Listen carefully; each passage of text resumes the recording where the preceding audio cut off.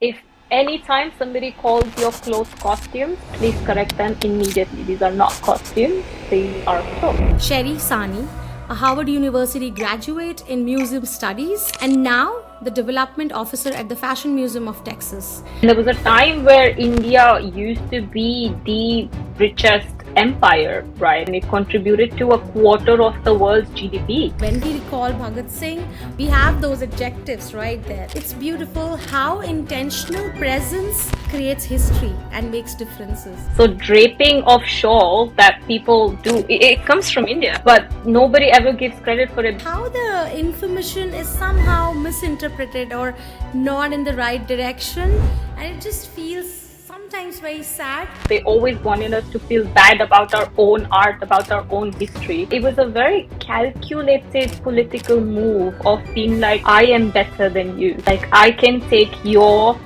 elements, make it my own, make it better than you could ever do. Hate what's your own, love what's not, wear what's not, and appreciate everything that's not yours. A fashion item from colonial times you secretly love. One textile you wish everyone understood the history of. Most misunderstood garment in Indian fashion according to you.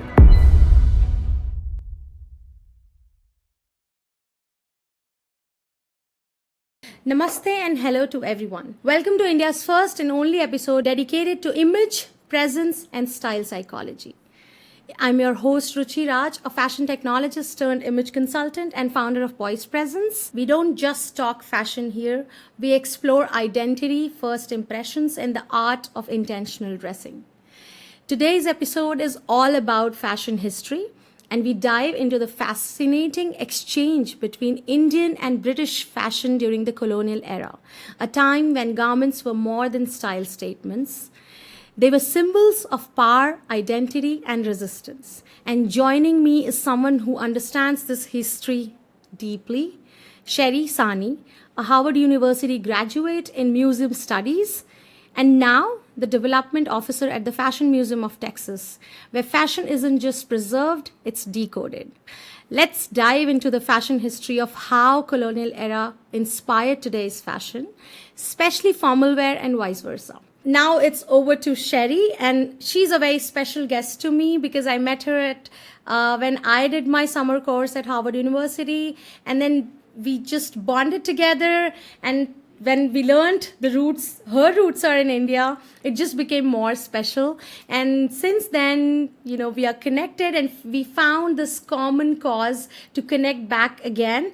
And looking forward to a fun and insightful conversations with you. So the first question to you, Sherry, tell us about your journey. What led you to a master's in museum studies from Harvard, and from Harvard to Fashion Museum of Texas? Right. How did this journey look like? Well, first, like you mentioned, I'm so glad to be talking to you and, reliving our bond that we formed 2 years ago. Um, but yeah, I'm so excited to talk about this topic. It's definitely in today's time, it's much needed to talk about. We've forgotten sort of our roots, and yeah, I'm excited. And about me, like for as long as I can remember, I've just been in love with art, either making it or like looking at it. I remember I could just get lost in movies about art, and there was this time when I saw Night at the museum, and I was like, that's it. This is what I want to be. I just want to be surrounded by these amazing artifacts and sculptures and art, and all these amazing histories and stories that art brings forth. And so that's how. And I started working with whatever I could, like whatever opportunity came my way, whether it was making art, designing logos. I was just taking it and building my network. And then even in Shanghai, when I was there, and I used to work at an art gallery and volunteer at museums. And then very quickly, I realized that to move up, I need to have a formal education that backs up my experience in this field. And so at first, I decided to just do a certificate, but then I was like, I've done enough. Let me just try it. So the entrance test, I was like, if I get in, I'm just gonna do the degree. So I was like, it all depended on the test. So I was like, if I do this, I'll just do the degree. And then I did get in, and it was amazing. And yeah, and Fashion Museum of Texas also came through Harvard, so it's campus placement, honestly. It started as an internship, and after the internship was over, they were like, "Oh, we would like you to be here full time." And I was like, "Yeah, why not? I really like you guys. I really like the job that I'm doing, and yeah, I'd love to do it." Wow, that's it's interesting to know that there's something so specific to this interest, and you found it, and you did it. You realized it that you want to do further. Right. You studied, and then you found your way. It's beautiful. I think finding what you love and ultimately being at a place where you are following your passion, but Yeah. along with your bread and butter and with Yeah. in the best way is Right. something which is a beautiful Right. combination as a whole. Right. So all right, I think hence it's very obvious we can discover and kind of decipher all the history behind what we want to talk about, and that is the intercultural exchange Yeah. of fashion during the colonial era with Indian fashion. So, yes, next is how do you define fashion from a museum lens? Is it art? Is it history? Is it identity? What it is according to you? How do you define it? Um, Honestly, like this might sound as a diplomatic answer, but it's all three, right? Like it depends on firstly what context. So, okay, let me go back even more. So the overarching rule is whatever is the museum's mission is going to be what they show, right? So if the museum's mission is more towards art, then they're going to show fashion as art. If the museum's mission is more political, then they will show fashion as identity, right? So it depends on what the museum's mission is, but it can be all three, right? So if you see in the last 4 decades, this rise of fashion in museums, especially obviously at the forefront, it was the Met's Institute of Costume, and then the Victoria Albert Museum, and now the India's NMAC. And fashion and museum have become this whole thing. Like they've become come together, and it's a whole new force. And so it's all three. Like it can also be used as shared history, and it can be identity, and it's what the museum wants it to be and what the audience perceives it to be. So it can be all three. Yeah, it's like what the purpose Yeah. it is about. That is very insightful, that how each purpose aligns with each kind of definition. Yes. And you are very right. This there is a rise that's happening Yeah. with the museum and the fashion. Yeah. And I think we'll talk, of course, we'll talk more about it. Yeah. Let me Then. not go into that. Yeah. So yeah. Could you share an instance or historical event where clothing significantly influenced political or social outcomes during the colonial period? Because since we are speaking the colonial era, so I Right. would like to start with this question and give a kick to it. Right. So I'll talk about both. So two political instances stand out. So one I will talk very briefly because it's something that almost everybody knows, right? So it's the Swadesi movement, or the self-sufficient movement that happened in the 20th century, after the Bengal partition. And when Indians, they boycotted British goods and they revived indigenous industries. And Mahatma Gandhi, obviously, like he was at the forefront of it, and he championed Khadi, right? And that Khadi Yeah. became this spinning Khadi actually became this act of resistance, and it had both political, economic, and it was like deeply symbolic, right?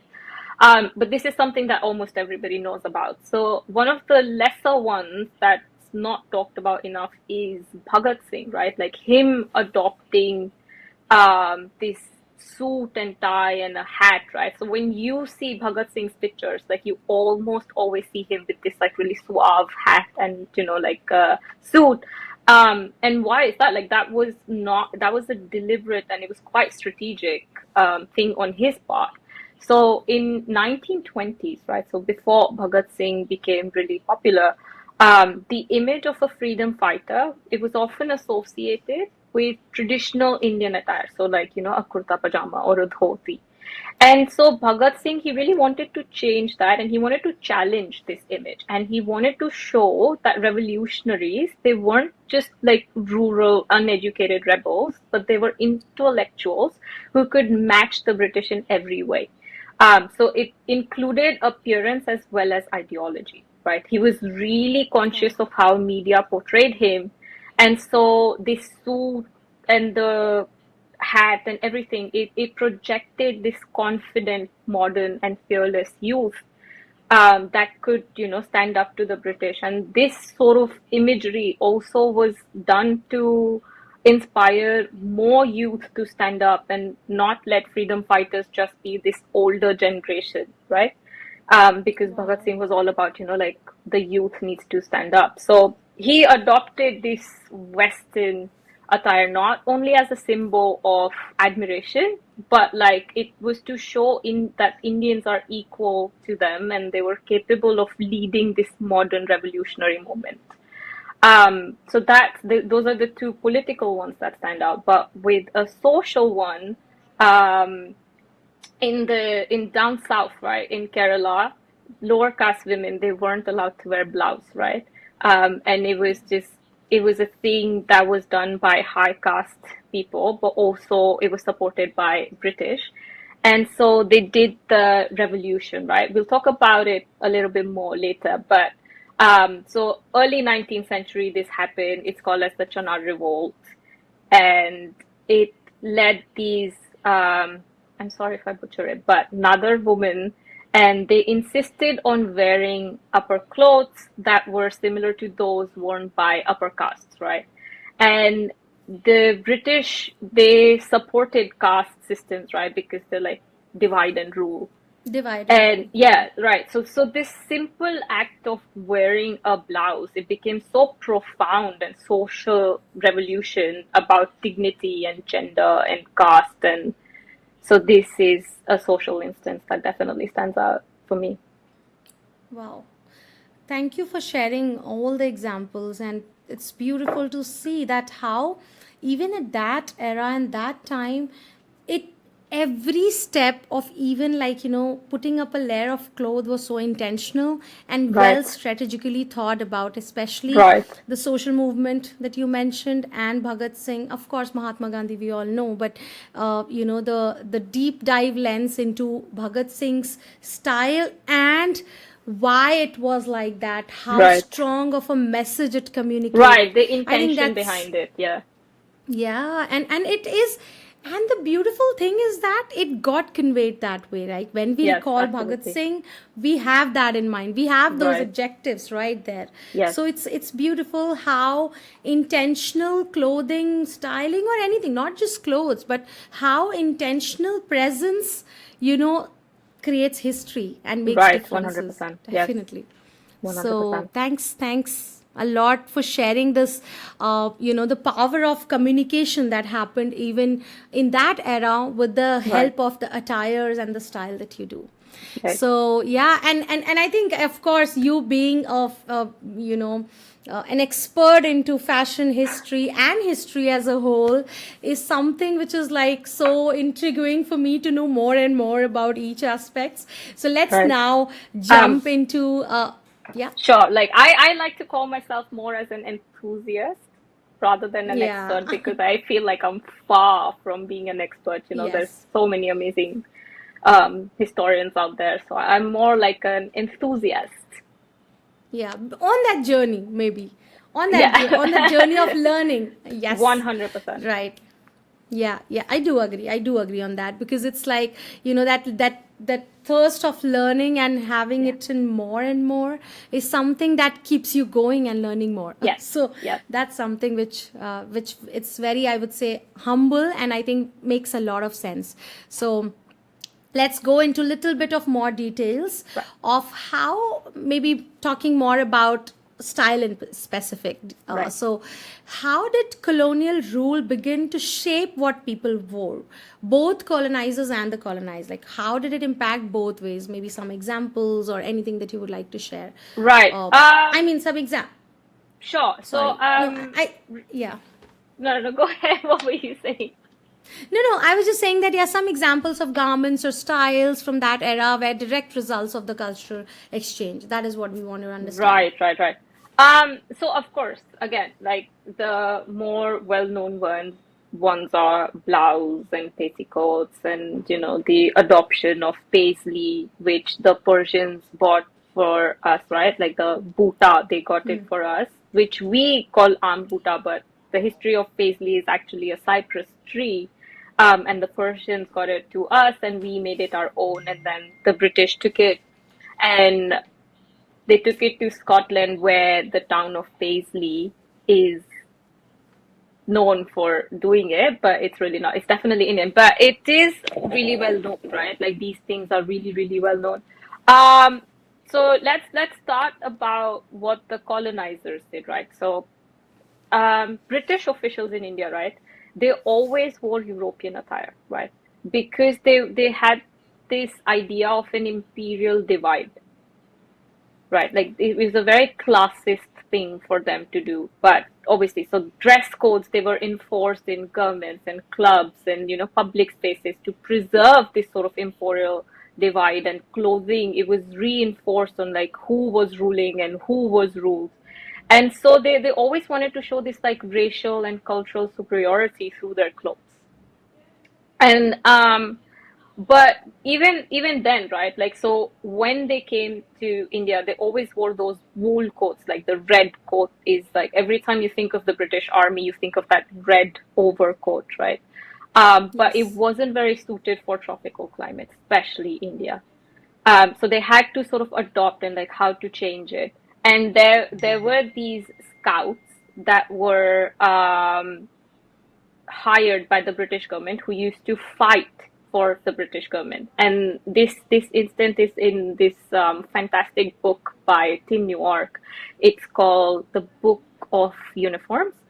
And in that, he talks about the history of khaki and how khaki was adopted by British, and it was like khaki military uniforms. They were the first widespread use of tactical camouflage. And so not only that, but it was the light fabric, right? It was more suitable for combats in warm regions. So these guys that they were hired to fight in place of the British Army, their general said that he wanted to make them invisible in a land of dust, which is why khaki was adopted. And khaki, the word also comes, like the word Urdu Persian meaning for khaki is dust, right? And so in the land of dust, like khaki uniforms were adopted. And then these uniforms became, because British was the most powerful empire at that time, so that khaki uniform became like quite widespread and started spreading everywhere in Europe, and like everywhere in the world, people started adopting this khaki style.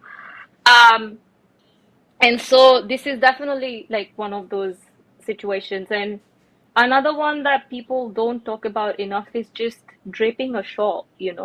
So draping of shawl that people do, it comes from India. Wow. And shawls were that just draping, that just, like you see it, and it's so prolific. Like you see it in almost every Hollywood movie where like the girl is standing outside staring into the distance, and like she has that shawl wrapped around her. But that draping, that style of draping also comes from India, but nobody ever gives credit for it because it's just so, everybody thinks it's so common that, oh, of course, like this belongs to their history, but it doesn't. That also comes from India. Like shawls, of course, come from India, but that style of draping also comes from India.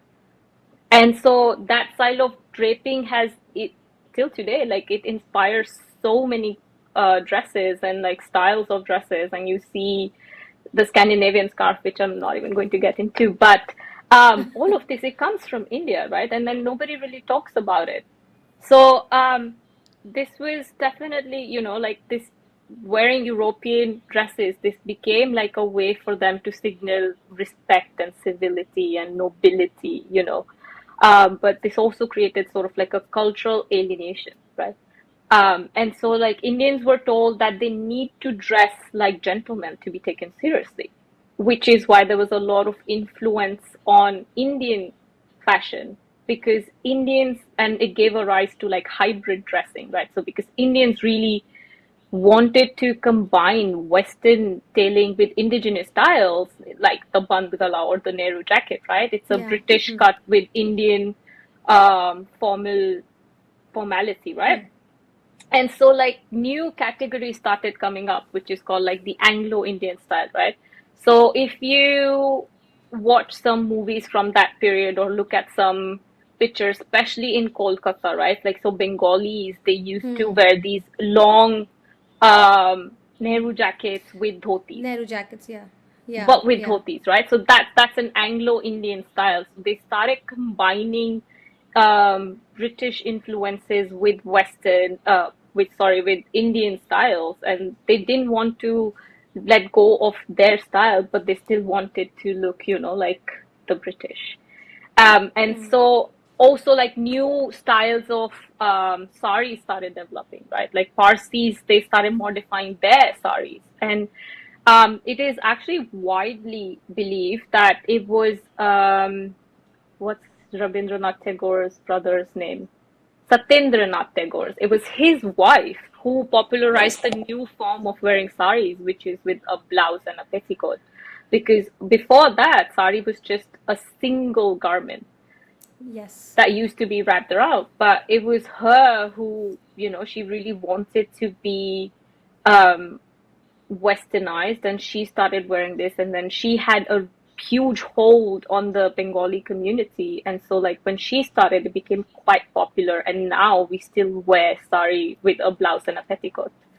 And then also like something really sad part about it also was like when the missionaries came to India, right? Like especially in Kerala, there are explicit, like they said it explicitly, and there's tons of articles that you can find online about it, that they had concerns over like semi-nude way of outcast women, right? And so cartoons were a huge way of communication at that time. And so, especially the ones that were made in India and they were sent to Britain of like what India is like. And so they will always have this contrast of like civilized Christian, covered Christian missionaries versus these unclothed, uncivilized, lower caste Indian women. And so it was like these dirty traditional women versus these clean Christian converts, right? And so this clothing was also framed, right, as an indicator of moral purity and like compliance with these Christian modesty norms. And so this introduction of like blouses and stitched garments was thus like positioned as like a civilizing reform, and then specified, like they used to have specific dress rules, right? Like the blouse cut must not be deeper than 2 fingers below the throat. So, and the arms must be covered to the elbows, which is still something that we see a lot today, right? Like that style of a blouse. Yes. And the hems should be below knees, which is all sort of like demonstrating how the colonial era, and especially the missionary norms, right? They continue to shape and still continue to shape these modesty standards. But we've sort of assumed that all of this is part of our modesty, and like this is the Indian culture and women need to be this modest and covered. But it's really not. It was brought by these Christian missionaries um, in the colonization rule, and they changed the way we think about our own history and our own clothes. And now we've started like on surface we're like, oh, let's not, like, colonization and everything's bad and we need to decolonize our minds, but we're really not. Like when it comes to like this modesty, and especially comes to women, we still have those colonial mindsets. True. So Yeah, this wow, this is such, it's just, yeah, it just makes you think and question everything that you're doing in terms of, right, especially when you were giving the examples, one thing that I realized is especially the formal wears and especially the formal right, modesty that we have right now of, the draping the sari right, in certain way, and the suits and the ties and everything that we were talking about. Of course, in the past they were, they blended it with, like, for example, a dhoti and a long coat, but right, then now how that has transformed into something which we think is a part that was meant to be like that, right, exactly, yes. especially I do, honestly speaking, I do have some people coming over and asking that, Ruchi, I love wearing Indian wear, and but how to go? Is it formal enough to go? Is it something that I can go? And that time I really feel, this question always comes to my mind, that Indian wear, Western is formal, it's just something that we have got due to certain scenarios, some Right, history, and certain time period. right, But, it has got influenced. But it's not that our Indian wear cannot be turned into formal wear. So, you know, it just got connected because it's how our mind is now rewired. And you very rightly said that we, of course, we speak of, leaving the colonial trends and then being our own being, being liberal in our thoughts and a lot of right. things, and we are doing it, of course, Yes, yes, a lot of appreciation for that. yes, But in a way, we there are some subconscious learnings that's still there, right, and we have accepted them as the norms. But it's really good to know the history and know the roots behind right. these. So I think all the examples that you shared really gives us a deep dive into why we do certain things which we do as a norm right now. Right. So I think all my intent of that question got answered with all the Uh, examples that you shared. Thanks for breaking them down and going to like each aspect of it, right. women and men, and explaining us the exchange that happened at that time. So maybe, and I think with this, our my other question that I had already got answered, and that was, were there any lesser known Indian fashion elements that heavily influenced Western style during the colonial period but Yeah, remained like relatively unknown? yeah, definitely, right? Like for example, the Jodhpur trousers, right? So the Jodhpur trousers are designed in the 19th century for horse riding. Like they have these flared Yeah, hips and like really flair. tight calves. And then British officers, they started adopting this riding style. And then Jodhpurs, I mean, they're still called Jodhpurs. They were exported to Britain, and they became like a fashionable equestrian wear in the Edwardian England. And it's still a standard riding attire in Europe and the Attire. US. And another thing is, in the 19th century again, it's when Europeans first encountered use of jewel beetles into embellished clothing. So we have these iridescent beetles, and we used to use these into clothing, right?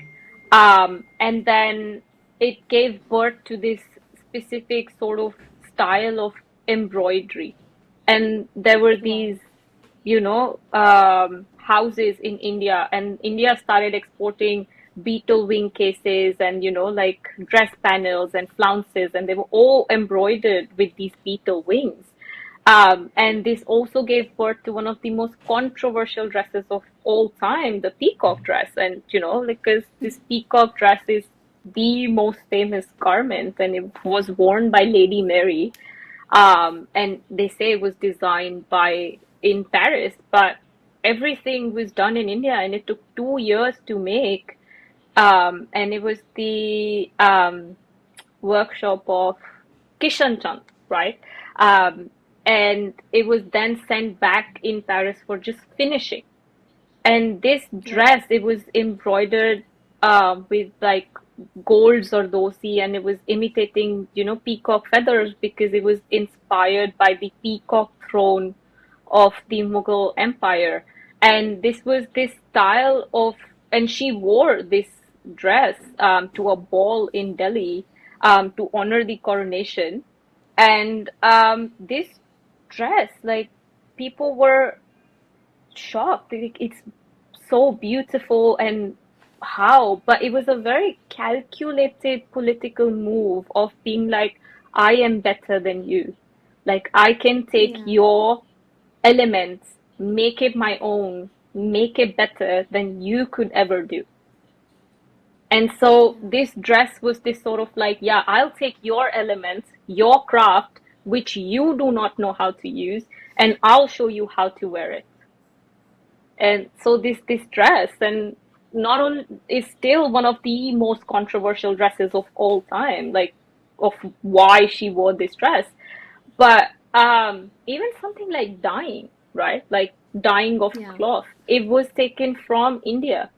Europeans did not know how to dye properly.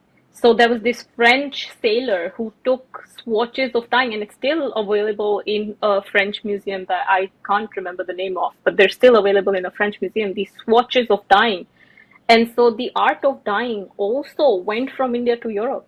It's something so common where people are like, ah, of course we knew dye. No, they did not. India gave Europe dyeing. Yeah. Wow.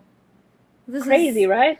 this is incredible and crazy at the same time. And sometimes it just, I mean, to me personally, it sometimes pinches that Right, how the information is somehow misinterpreted or right. not in the right direction, and it just feels sometimes very sad that it's just the credibility is not there.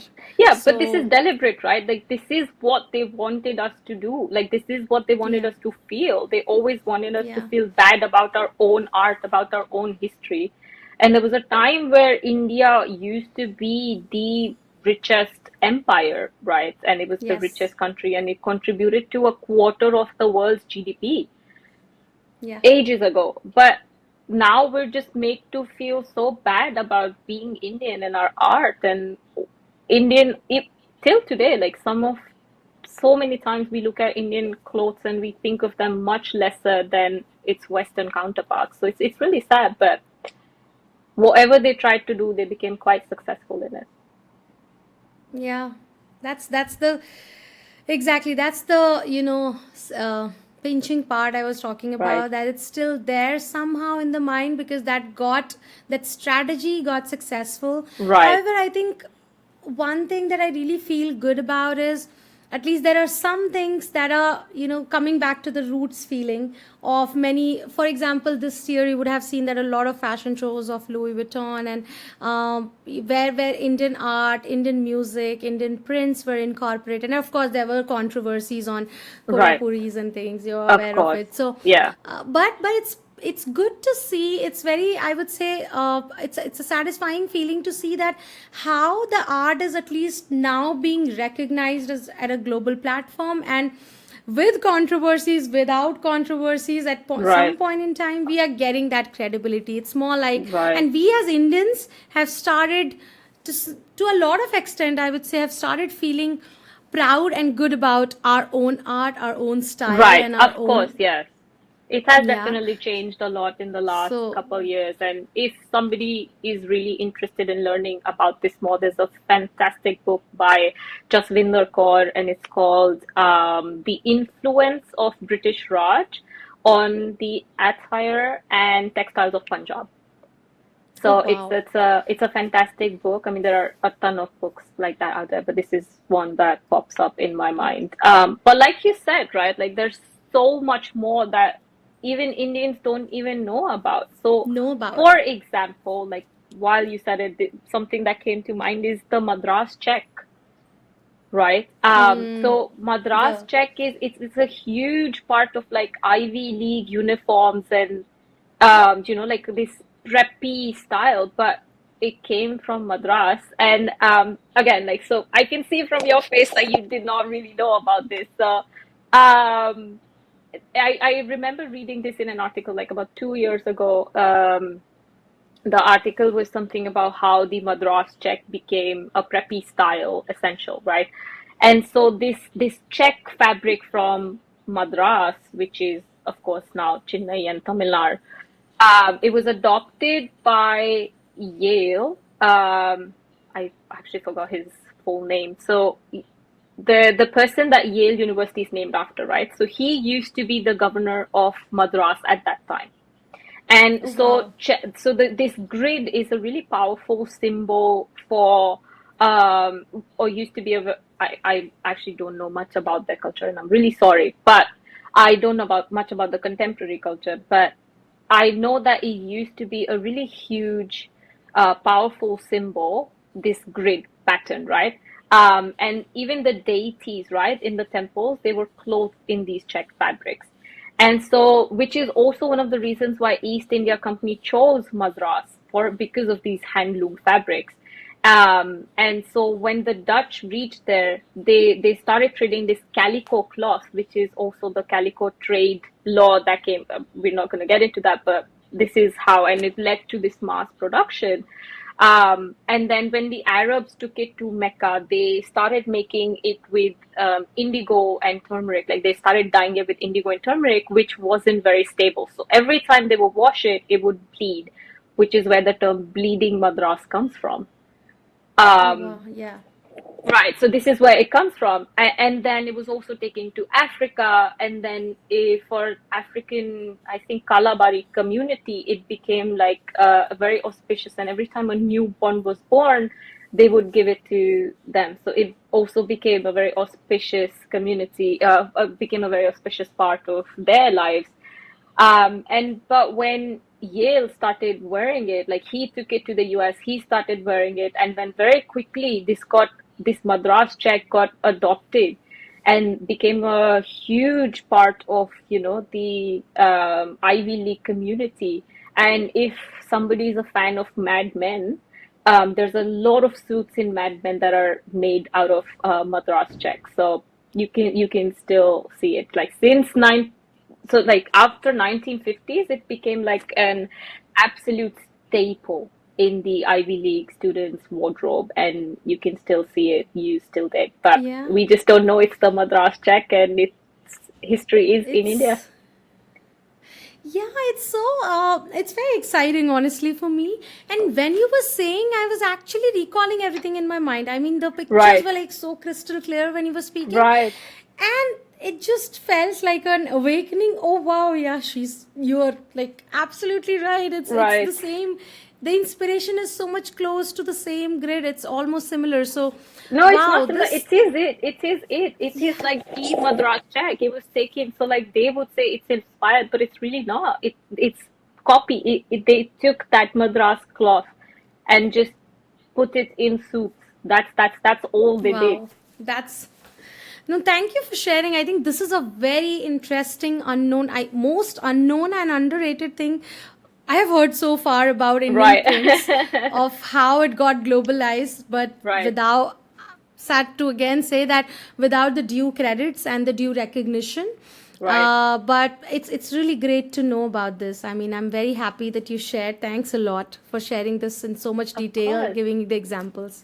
Of course. So yeah, this is again, I as I said that my next question was about the prints and the fabrics, Right. but you already answered that question, that any print that was less known but that had the huge influence. So Right. anything similar about the textiles, like you would say, like about any textile, like maybe khadi already you mentioned how it got Right. Right. Right. globalized, and how even the meaning and how the relevance of it played the Right. role. Right. Right. But anything else that you think, other than khadi, was in terms of textiles, that was both economical and politically significant at that time and even now?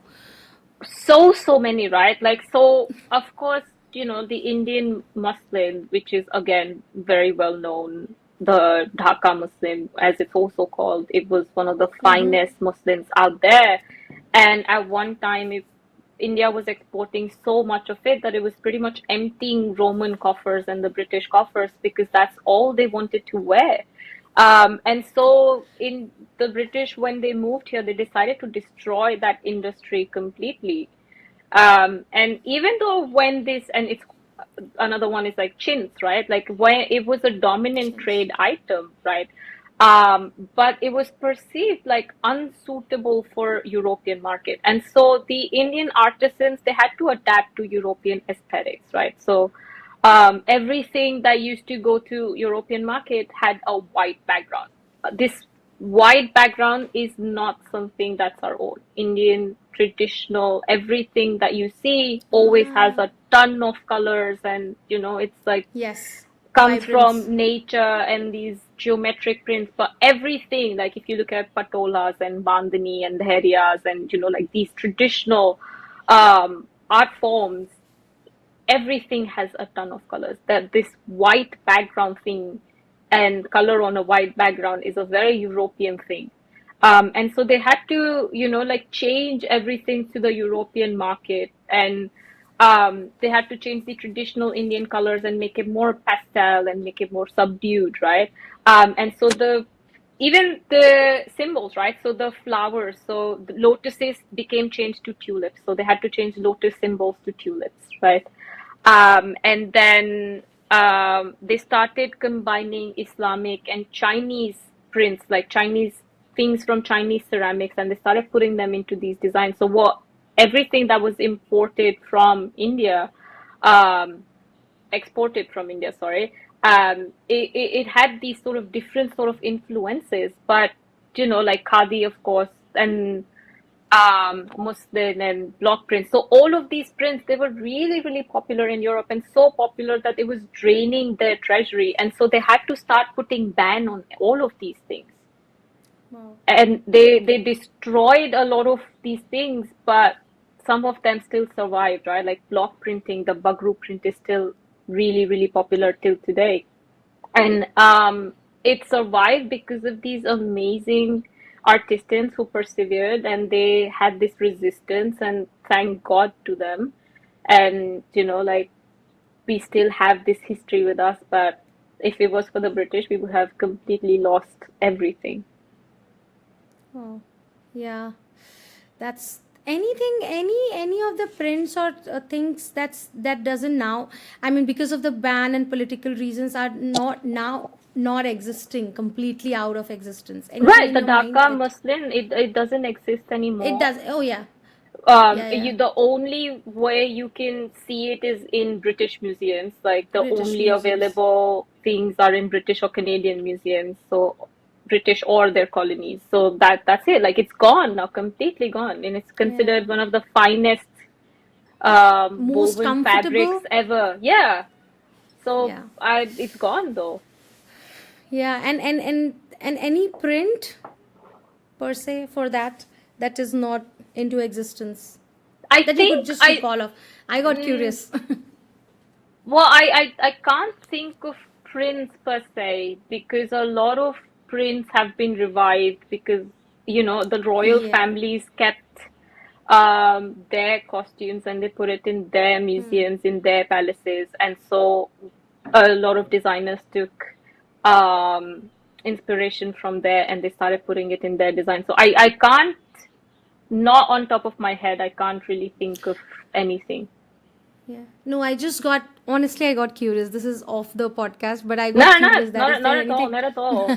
Yeah, But not at all. yeah, it's very you're right. Actually, it's very uh of course when we study the history we realize, and I think this happens with most of the countries when they realize that what happened before and after colonization, and you Right, realize that there were so many things that we used to do, there were so many things that should have got the credit, that the due credit, but we right, somehow have missed it. And we as, I would say, we as citizens in ourselves are not aware of certain things, and that's the most important thing. And I think that was the purpose, that was the right. strategy that God served. So that's how it there. But I think thanks to these studies, thanks to the Yeah, museums, and thanks to enthusiasts like you who are studying it and also Yeah. trying to propagate and trying to, educate people wherever you get the chance to at least, be make them aware of the history, or at Right. least make them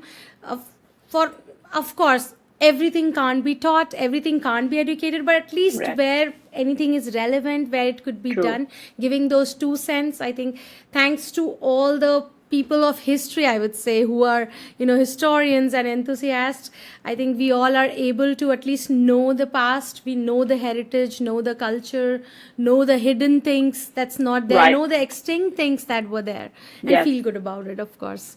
So yeah, I think we talked a lot about the history and how things were there back at that era. Yeah. But let's talk about a little bit of the echoes of the same in today's fashion. Of course, we Right. talked about it also a little bit, but going specially into how how the influence is still there in the today's time. So how do you think, especially the formal wear, because I think one of the major influences have been in the formal wear of the colonial era. Right. So how do you think the formal wear in India is influenced by colonial fashion, like maybe the silhouettes or the collars or the fabrics, anything, any insight on those if you would like to share, so that we can Of relate to it. of course. Something again. Let me start with something that is quite well known, right? So the Sherwani, right? So Sherwani, it originated as a fusion between the British frock and the Achkan, right? During the later parts of the British rule, and especially in the Hyderabad court of Nizams, right? It's a more streamlined silhouette and it opens in the front. And so Sherwani was considered acceptable European court dress, right, among noblemen and the royals. And especially, why do we see a lot of influence on the formal attire is because, like I mentioned before, because Yeah. these clubs and places where Indian royalty was sort of allowed to go, British were putting restrictions on what Indians could wear, right? And speaking of restrictions, one of these crazy instances comes to mind, and I didn't even put this in my notes, so it just like popped up in my mind. Um, Socks. Did you know? Socks are given to us by the British. Socks were Yeah. not part of the Indian attire. So, I mean, yes, in Kashmir and more colder regions, they used to wear what seems like a sock, but the cotton socks they came to British. They came with the British. We had something like a fabric wrap of a sock, but never those cotton socks that we see today.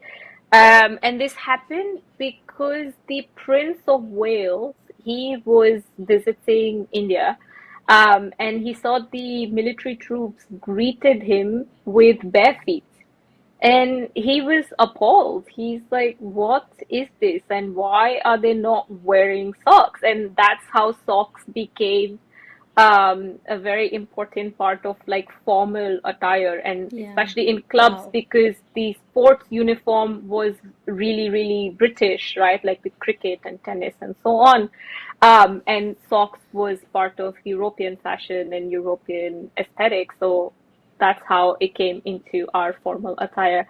But how we drape saris, like we mentioned, the Nehru jacket, the band galas, um, Achkan, Sherwani, like all of this, they all come from British influences, unfortunately. Yeah, and wow, it's so interesting that how they are like non-negotiable part of our, Right, especially the formal attire. I would say like so many do's and don'ts, the rules and acceptable, non-acceptable, and they are so right, much ingrained to what came from there. But yeah, absolutely. that is, but it's always good to know. It's Yeah, always, I think, good to know the relevance too, that how, why it happened, yeah, why certain things got included. I won't, yes, honestly, I would say, I won't say that, good or a bad addition, but right, at least something, one message that I think personally I would like to communicate is that we all doubt many times that if we wear Indian, can it look formal? If we right, are right, right, not right, right, wearing right. Western, can it be formal?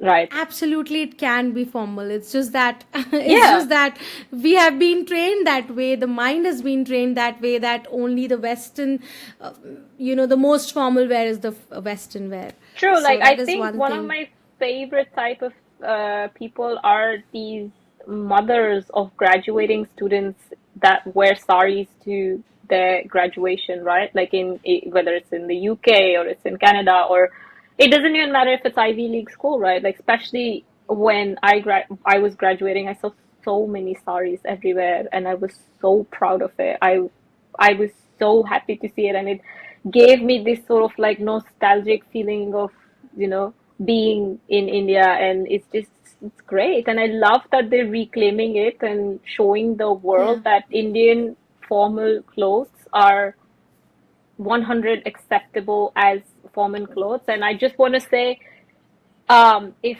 anytime somebody calls your clothes costumes, please correct them immediately. These are not costumes, these are clothes. So, like, I love your Indian costumes. No, sorry, you love Indian clothes. So, please make sure to everybody out there, make sure you correct them and tell them these are not costumes, these are clothes. Absolutely. This is such an important and impactful tip, and I think it's important for us to first ingrain with this thought in our mind that True, it's right, and first absorb that from within, and then true. of course communicate the same. Thank you for putting this little tip there. I think it's very impactful and meaningful and thoughtful.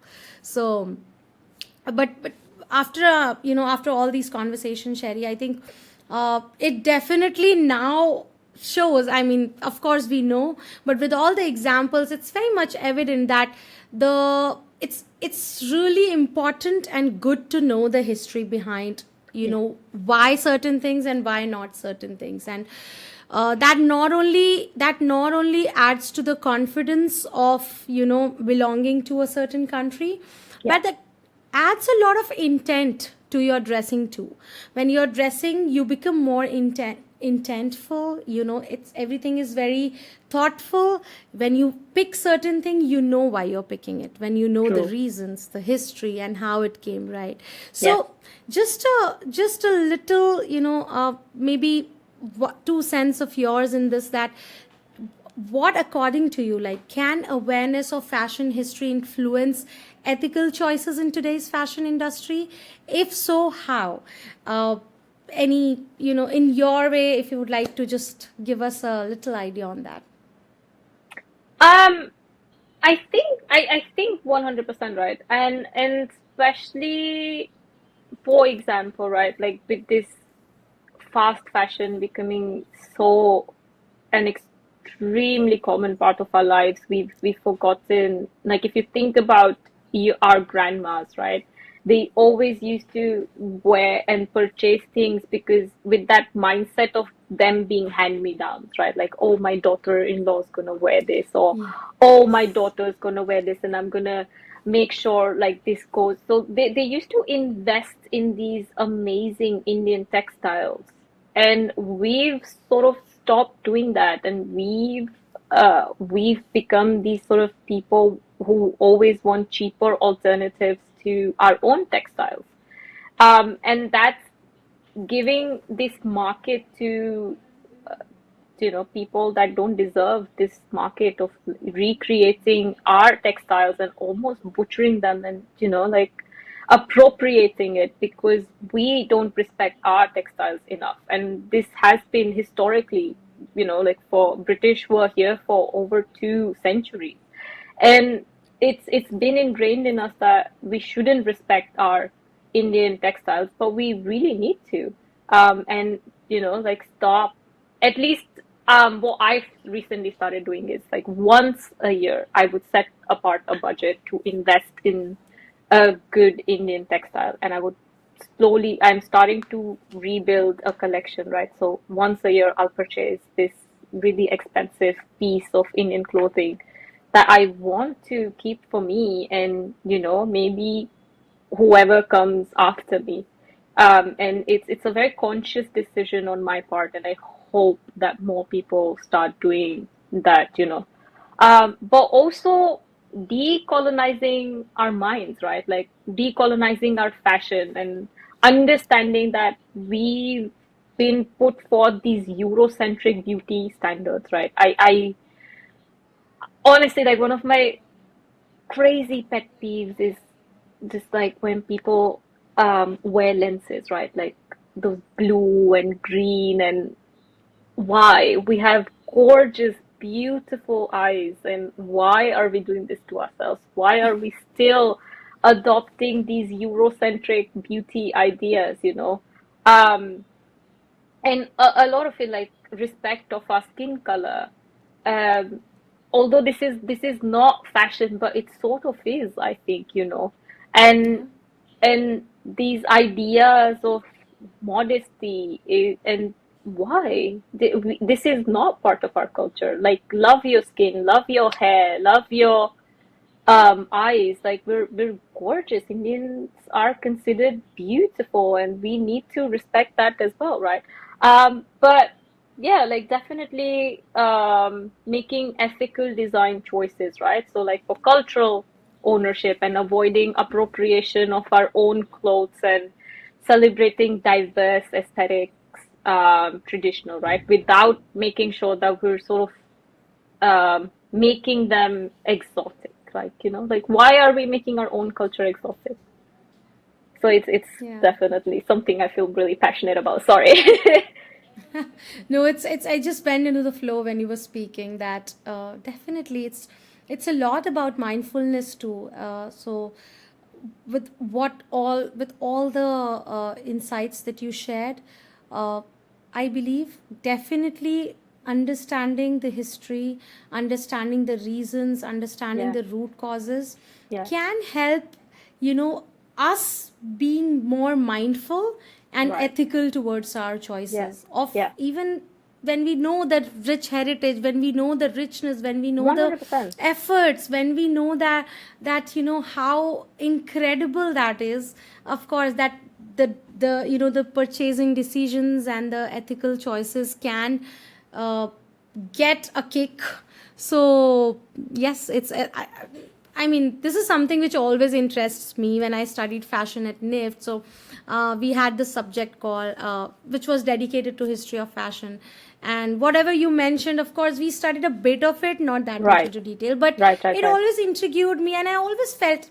And one example that you mentioned that especially people are now, you know, promoting this aspect of buying the duplicates of, so for example, Right, the right, right, ikats, right, the right, right. print, the Right, ikat right. prints Oh, are Banarsi. so it just feels so sad that, you know, what about people who are doing it, the original ones, you know, we are Right, kind right, of right, right, right, we are right, right. kind of putting them down, right? So that is one thing which I think is very important, which is also one of the directions where learning about the history can help, that Right. once you know the depth of it, you might not choose to do it, you know, I go for mean, the yes. duplicates. I mean, yes and no, right? Like, it's very easy for us because, you know, like, we're sitting here with our privileges, speaking Yeah. in the language of colonizers, you know.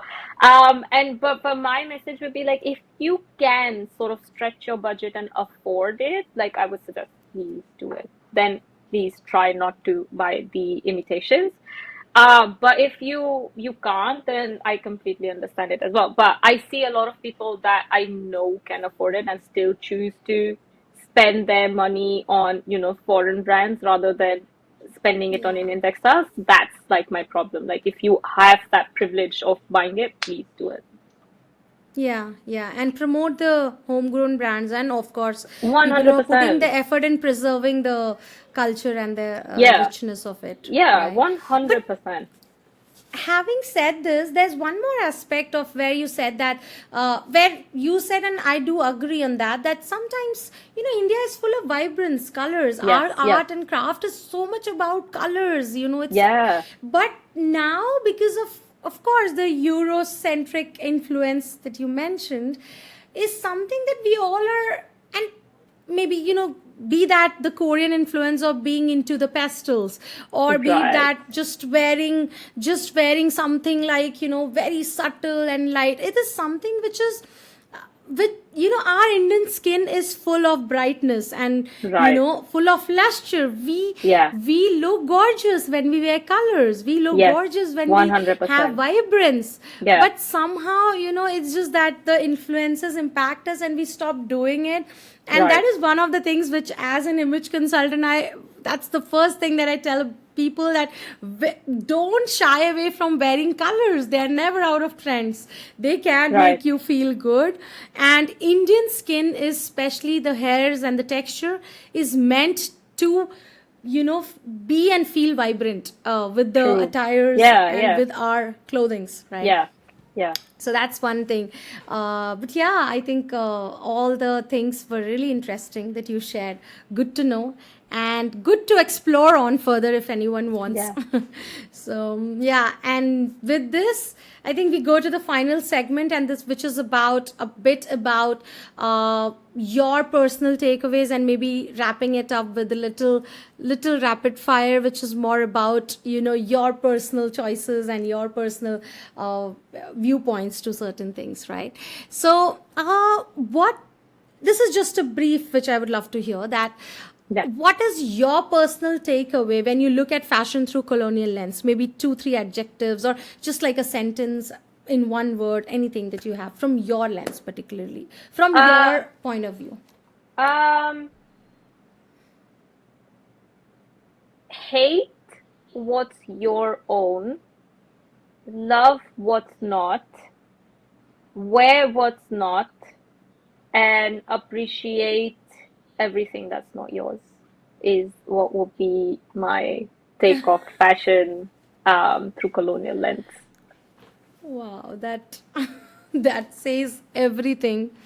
Can I request you to just repeat it once again, because it's just, it has so much of depth. We would love to hear it again. Yikes, I did not write this down, so I don't know if I'll be able to say it word to word. But hate what's yours, love, appreciate, respect, and wear everything that's not yours, is my take on fashion in colonial times. Wow. Thank you so much, Sherry. I think Of this course. says a lot. This means a lot. Yeah. And you being into that, having it known and studied in so depth, I'm sure that that I would say that kind of instigates a different emotion and a Yeah, different feeling in you when we speak yeah. about, when we're having this conversation. So yes, thanks for sharing. Thanks for putting up that emotion also in this one sentence for us. So let's go. So now, since we have had this conversation, which has been so insightful, and of course a lot of takeaways, so Yeah. how can museum like yours keep, what do you think, like the how can these museums, especially dedicated to fashion and history, can keep these conversations alive and accessible to the next generation? Maybe you would like to share the examples of what you do there, or how, how is this entire legacy, do you Right, think, can go right. longer? So what we do is we tie up with the Houston school district, and that has a lot of, like, over 250 schools, and we go there, and we teach them about fashion history and essential fashion skills. And like, if, for example, somebody wants to take this as a path, then they have a little bit of an idea of what it's like. And we invite fashion designers, and we do talks, and like an exchange and workshops and things like that. And I think that's something that's really missing in Indian museums. And I do understand we're a third world country and it's not a huge priority for us right now, but there are, and especially in the last decade, I've seen a huge boom in private museums, and these private museums are run by extremely privileged, wealthy families. So if they can, have these sort of collaborations with schools, and anybody can reach out to me, like, please, I'm happy to help. Um, just have this collaboration with them, and like teach them about it, like show them these, and don't keep museums as like field trips, right? Like museums are a place of education. Have a conversation. Don't just be like, Yeah. oh, we're going to this museum as a field trip and you just like take them around and that's it, done. Have an actual conversation, maybe have a guide tour, and have a few interesting facts for them so they'll remember it, and like let them engage with some things, let them make something of their own. And if we don't do that, our history is going to be lost, and this respect is also going to be lost that we still have of towards our craft and culture. Yeah, yeah, that is true. It has to be more conversational and something that makes people have a takeaway when they're Yeah, stepping out of it. yeah, yeah, Yeah, yeah. All right. I think I missed one question which was very yeah, important. Again, this is like a very brief, uh, sure. your viewpoint on this. That why do you think it is important, or do you think that it's important that we remember the stories behind our clothes and not just the aesthetics of it? If yes, then why? Like a very briefly thing. According to a history enthusiast, what would Right. you suggest? As we've seen, right, like when history and stories are erased, right, fashion can become exploitative, right? So borrowing sacred or symbolic elements from especially marginalized cultures without context or credit. And which is why it has been so easy for brands in the past and even now to like take all these Indian elements and not give them credit, or source from India and then never give them credit either. Like there are so many brands. I once saw in documentary about Oscar de la Renta, and it was on their page, and it's not talked about enough. And everything in that collection was made in India. And they're saying it, that they're saying that, oh, nobody can do this apart from these Indian artisans. And that's why we have to like go to India and we have to get everything in our collection made from India. And brands like Dior and YSL and Prada, like these, almost every single brand, and LV again, like this recent collection and this wave of India has come back. And I understand it's the cycles, but if we don't know about it, then they can very easily exploit from us. Like if something like this was made by an Indian designer, we would just be like, that's so lazy, right? What is this person doing? But if these things are made by these European brands, then we're like, oh wow, look at them. They, like so pretty. These, why do we do that to ourselves? So that's why like stories need to be shared, they need to be taught, they need to, like I said, like a conversation needs to happen from a very young age between these institutions that have the power to do it, and students, and let's just normal people in general. Yeah, yeah. No, very rightly said. I think that makes so much of sense when you say that it just not only adds on to the information, but it also makes us aware Yeah, of striking out the difference and yeah, finding out the origin, and actually having that wisdom of figuring out yeah. what's What's appreciation what versus what's what's appropriation? yes, yeah.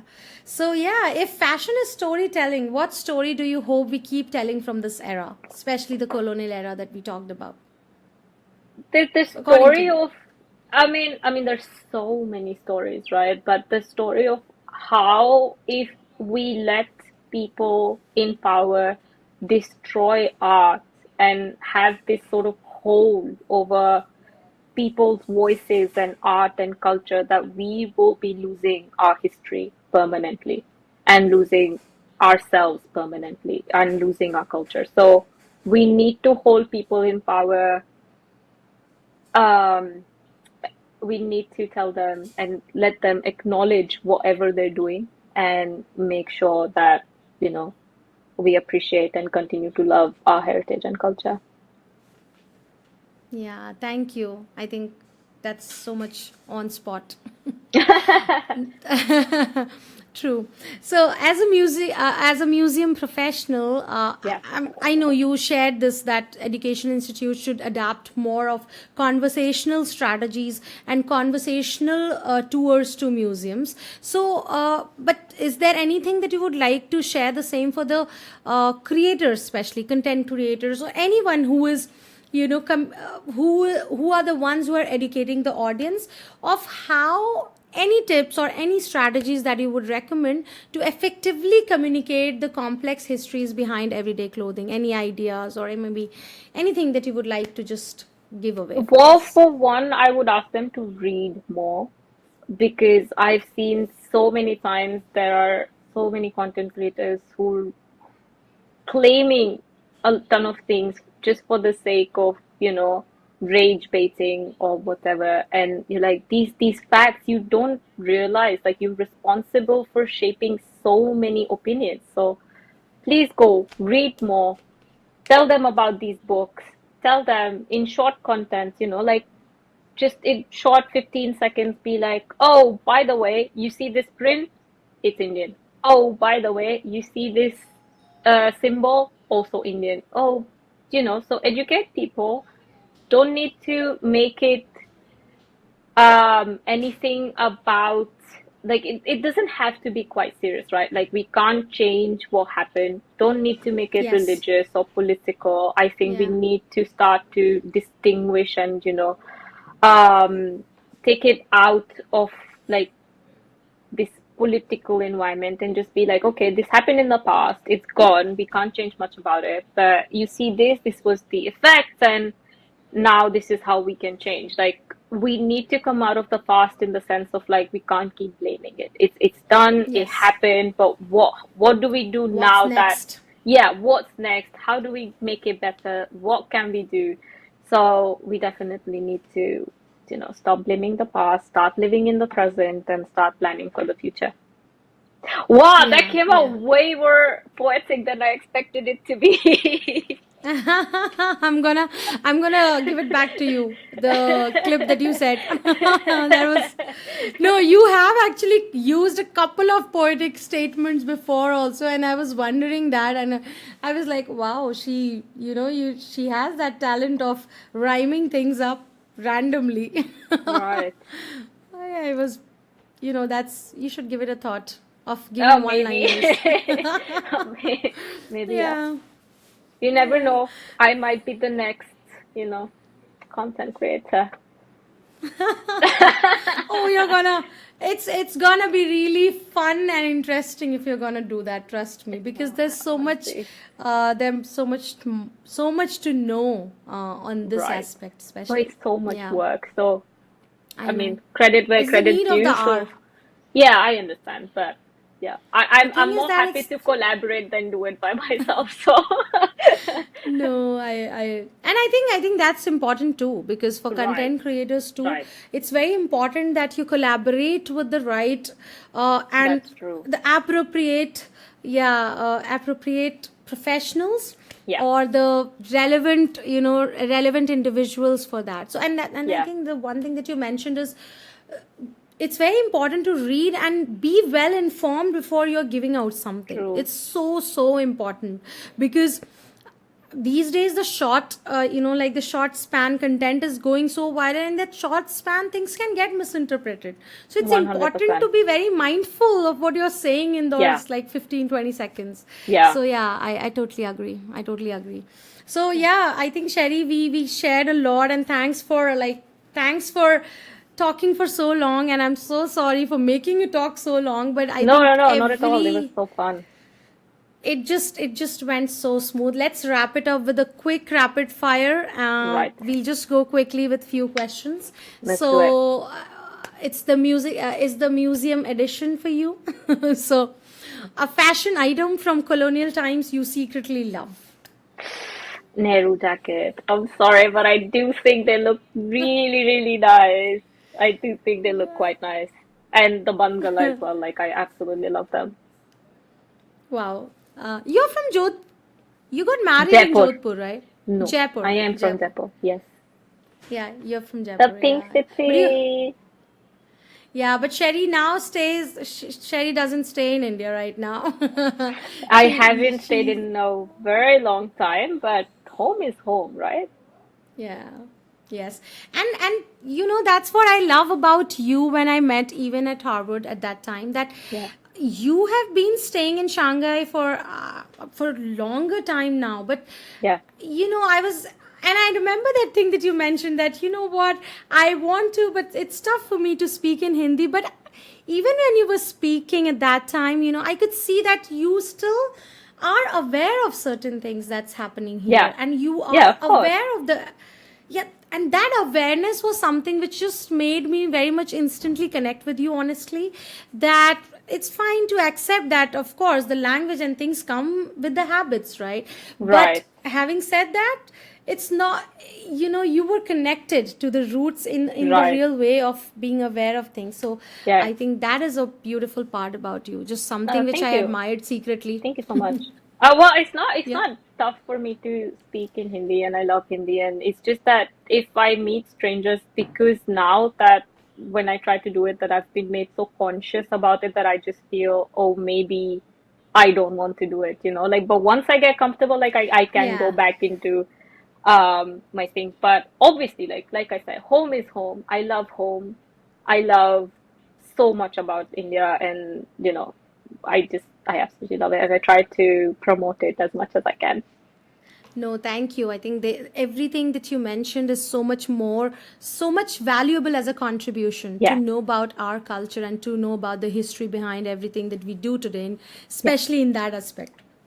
So, over to the next question. One Yes. textile you wish everyone understood the history of or knew the history of. Patola silk from Gujarat. I see, especially recently, I see this obsession with batik, and like batik this and batik that, but people don't even know that batik was inspired by patola. And so, like, I really wish people, know more about it and give credit where credit's due. But people always see this thing like batik is amazing. Yeah, but it came from India.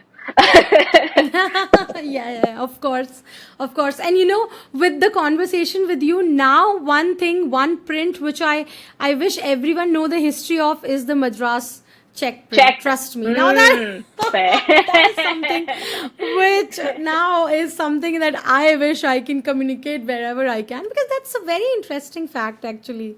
So Right. yeah. Okay, the next one. Most misunderstood garment in Indian fashion, according to you. Sari, 100%. The sari.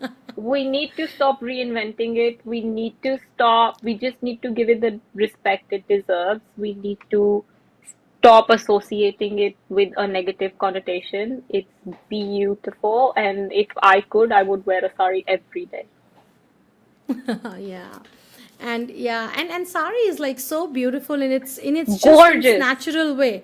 Yeah. Gorgeous. Okay. All right. A museum piece you would wish to wear secretly, or you just had this.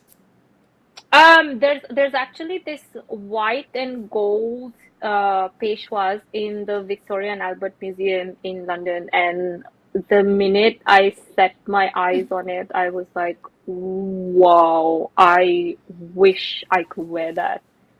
Yeah. Beautiful, like beautiful. Wow. Okay. One historic garment you would love to bring back into modern fashion. Chogas. Oh, Whenever I I abs. see pictures of like these royalty from older times, and I look at their pictures and they're just like wearing these chogas, I am obsessed. Somebody please bring back chogas, please. Yeah, actually, there are some brands who are doing this into the vintage luxury. I mean, vintage embroidery luxury collection in India. Right. I have one of those. I'll Ah, share the picture. So one of my please friends is do. doing it. So I'll share Ah, the chogas. But yes, you're right. They are not. They are not that common and yeah, famous, they're and not in the people actually mainstream. don't Yeah. understand. Yeah, they are not in the mainstream. I totally agree. But they're Yes, so comfortable and they look so elegant. I'll share the pictures with you and the please brand too. do. I mean, I don't know about Yes. comfort, but they look beautiful. Yeah, yeah, they are. If you choose the right fabric. Yeah. All right. A fashion item in museums that always surprises people with your experiences. um almost everything. Honestly, people are like, why is fashion in museum? Why am I looking at this random dress in a museum? Why? But they need to start reading the museum labels and understand that fashion, like we've discussed, is art, it's identity, it's stories. And that's what museums are for. It's there to share these stories and appreciate the art and the craftsmanship behind it. And so fashion needs to be in museums. Yeah, that's so true. But yeah, that's right. We don't know much about it, so yeah, that's the thing. Yes. All right. Which garment in your personal wardrobe has a story with worth preserving? I Like know I you said, mentioned that you I'm want to I'm invest. trying Yeah. to invest in things. And last time I was in India, there's a wonderful brand called House of Koshi in Jaipur that makes these gorgeous jackets that are 100% hand embroidered, and they take traditional art forms from India and traditional embroidery from India, and they make them into these brilliant, gorgeous jackets. And I'll share House of Koshi with you, and they're amazing. And so, And the picture of the the jacket, if you jacket. have. Oh yes, 100%. I have two from them. And again, like they're so comfortable. So they're beautiful, and it puts India on the front stage every time I wear them. Wow. And yeah, please share that with me. I would love to 100%. refer it for my own. Of course, I would love to share it here also. Yes. So, yeah, one contemporary designer you admire the most for integrating the cultural elements into the contemporary designs or the modern designs. There isn't one because so many people are doing such fantastic work. But I would say Abujani Sandeep Khosla because they are definitely investing in reviving old, lost traditional things and art forms. Yeah. Sabyasachi, of course, because he's taken Indian art form into a global stage, and he's definitely put Bengal on the forefront of it, and he's stuck to traditional methods of dyeing and traditional, like now he's branched into jewelry and he's doing a lot of like traditional elements and making it Yeah. contemporary. So definitely that, but also this Chinese designer called Guopei, Guopei. She's doing fantastic work. It's if you remember, Rihanna wore this yellow massive trail couple years ago. I'm sure if you research about it, you'll find it, and she's doing fantastic job. Her clothes are museum worthy. Like every single Wow. thing she produces, it's museum worthy, 100%. Wow. Wow. I'm gonna check it out once and see all the pieces. Maybe I would like Yeah, to share some here too. Yeah. yeah, Sure. Yeah, with this, we end up almost, we are almost at the end of the entire episode about the history, talking yeah, about a lot about how it goes back to the colonial era and how we are implementing it today. That might be helpful and, of course, insightful to our audience. So, yeah, with this, I would like to thank you, Sherry, for your time and for sharing all this with us. Of course, with your experience, with your educational and your work experience, all brings in a lot of insight and a lot of mindfulness right, towards the right. entire topic and the conversation. So thanks a lot, and I hope we all enjoy this episode, and I hope we all have some takeaways that we can follow in our lives towards the intentional dressing. Yes, I hope so too. And thank you so much for inviting me and remembering me. And I'm so glad I got to meet you, and it was such a fun time. And I hope to Of see course. you again in person sometime.